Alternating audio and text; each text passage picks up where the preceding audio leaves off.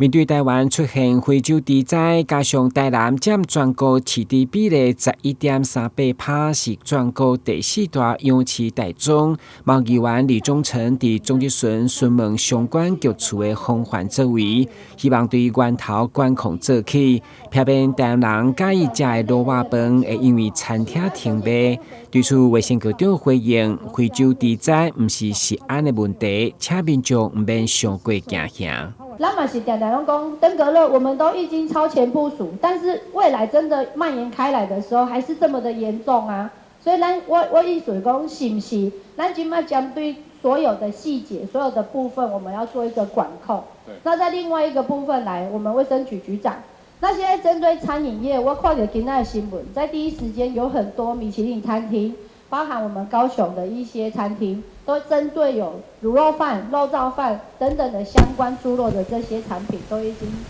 停售了。那在我们在台南的这个部分，因为讲真的啦，咱台南就是爱吃肉色饭啊，爱啉鱼丸啊、汤鱼皮、汤鱼豆汤啊，这个都是我们早餐必备的一个东西。所以这个部分我们到底做了哪一些？因为这个病毒基本上呢，它只要加热70度以上，它就已经没有任何活性。所以其实熟食它完全没有问题，但是因为很多如果不够理解，大家一想到猪肉，可能就觉得所有是不是这些都不能吃？事实上，我们要告诉民众的是，它不是一个食安问题，它没有食安的问题。它这些都熟食的是很安全的。面对非洲地灾，市府除了第一时间看局处各规家回应，其中委贴面对议员总集选更是自信满满，对顶游到下游的全面防范。我们分上中下游，上游是农民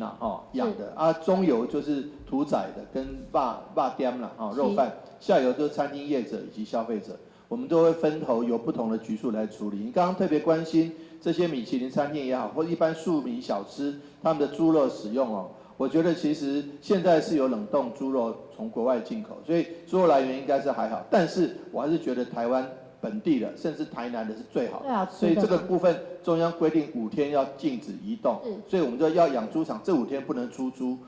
毕竟非洲地灾首次在国内出现确诊案例，总是引发社会注目。不过为了避免引发无必要的惊吓，议员强调，市府也是要协助业者稳定食材来源，让民众安心。台南新闻阮籍张素维采访报道。